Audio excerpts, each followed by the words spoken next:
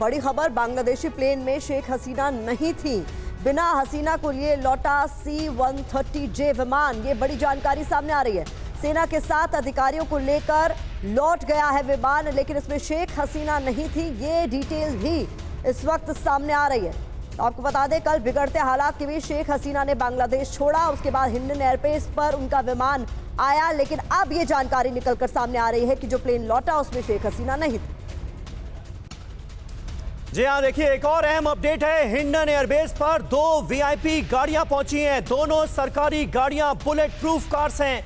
राष्ट्रपति की सुरक्षा में लगी गाड़ियां पहुंची हैं हिंडन एयरबेस पर। हलचल बढ़ती हुई नजर आ रही है। तो अहम डेवलपमेंट हो रहे हैं। जिस एयरक्राफ्ट के जरिए हिंडन एयरबेस पहुंची थी शेख हसीना, वो एयरक्राफ्ट अब वापस बांग्लादेश लौट गया है। जो बांग्लादेश की सेना के अधिकारी इसमें मौजूद थे वो वापस लौट गए हैं। शेख हसीना उस विमान में जाहिर है बांग्लादेश नहीं गई हैं और अब 2 बुलेट प्रूफ गाड़ियां हिंडन एयरबेस पहुंची हैं।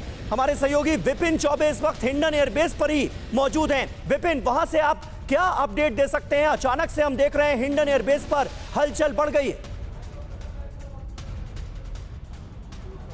जी हाँ, बिल्कुल यहाँ पे हलचल बढ़ गई है और सुबह तक जो सिक्योरिटी यूपी पुलिस की नजर नहीं आ रही थी बाहर सड़कों पर, उस सिक्योरिटी को भी बढ़ाया गया है। एक बड़ी अपडेट ये है कि कल शाम लगभग 5:30 बजे जब शेख हसीना यहाँ पर आई थी और देश के एनएसए उनसे मिलकर गए थे, उसके बाद से कोई मूवमेंट नहीं थी। कोई ये नहीं बता पा रहा था कि अंदर चल क्या रहा है और क्या वो ब्रिटेन जाएंगी, क्या वो लंदन जाएंगी कि नहीं जाएंगी। इसको लेकर भी बहुत सारे कयास लगाए जा रहे थे। लेकिन 2 खबरें और 2 अपडेट्स अभी आई हैं। पहला ये कि जिस विमान से वो बांग्लादेश से उड़कर यहाँ पर पहुंची थी गाजियाबाद के हिंडन एयरबेस पर, वो विमान उनको छोड़कर जा चुका है। दूसरा बड़ा अपडेट ये है कि 2 गाड़ियां, 2 ब्लैक कलर की मर्सिडीज अशोक स्तंभ लगी हुई जिसके 0008 नंबर है, ऐसी 2 मर्सिडीज खाली गाड़ियां लाई गई हैं। ये उस तरह की गाड़ियां जो आमतौर पर प्रेसिडेंट एंड वाइस प्रेसिडेंट की सिक्योरिटी और फ्लीट में चलती है।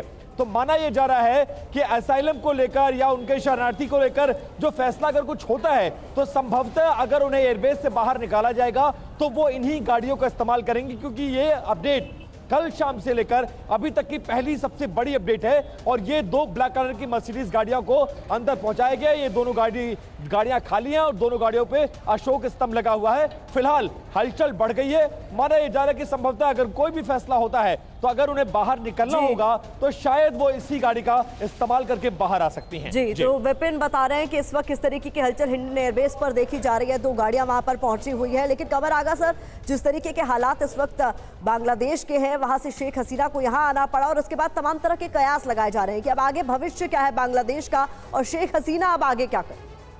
देखिए, फिलहाल तो लगता है कि काफ़ी समय के लिए इंस्टेबिलिटी आ गई है। कोई पॉलिटिकल लीडर है नहीं, कोई करिस्मेटिक लीडर इमर्ज नहीं कर रहा है। छोटी छोटी जमातें बनी हैं, वहाँ पे हैं, आपस में लड़ाइयाँ हो रही हैं, हिंदुओं के घरों में आग लगाई जा रही है। एक सेक्शन ऐसा है जो उसकी पूरी कोशिश है कि मुल्क में अराजकता फैला दो और सत्ता पे कब्ज़ा करो किसी सूरत से। जो इन्हीं ने किया बहुत से देशों में, कट्टरपंथी धार्मिक संस्थाएं हैं उससे जुड़ी हुई, जिनका पाकिस्तान से सीधा रिश्ता है। ये एक चिंता की बात है। दूसरी बात ये कि अगर ये स्ट्रगल ज़्यादा दिन चलेगी तो उसकी इकनॉमी पे बहुत बुरा असर पड़ेगा। बांग्लादेश इस वक्त बहुत क्राइसिस में चल रहा है, इकनॉमिक क्राइसिस भी बहुत है। जब से कोरोना आया तब से उनकी इकनॉमी का डिक्लाइन शुरू हुआ जो अभी तक रुक नहीं पा रहा है और उसके चलते हुए उनका ट्रेड वगैरह, एक्सपोर्ट बहुत होता है, ख़ास तौर से टेक्सटाइल एक्सपोर्ट वगैरह, वो सब ठप हो जाएगा अगर इसी तरह के हालात रहे। एग्रीकल्चर वहाँ पे काफ़ी दिनों से बर्बाद हो चुकी है, बहुत ज़्यादा। कभी बाढ़ आती है तो कभी वहाँ पे सूखा कुछ एरिए में पड़ जाता है। हालात नहीं अच्छे हैं। और दूसरे ये कि अब कब इलेक्शन होगा, आर्मी ने टेक ओवर तो किया है मगर ठीक तरीके से एक्टिव नहीं है। ये वहाँ पे वो अपील कर रहे हैं, वहाँ के सैन्य अधिकारी हिंदुओं के घरों के सुरक्षा की बातें कर रहे हैं, वहाँ पे सेना क्यों नहीं जा रही उनको प्रोटेक्ट करने के लिए।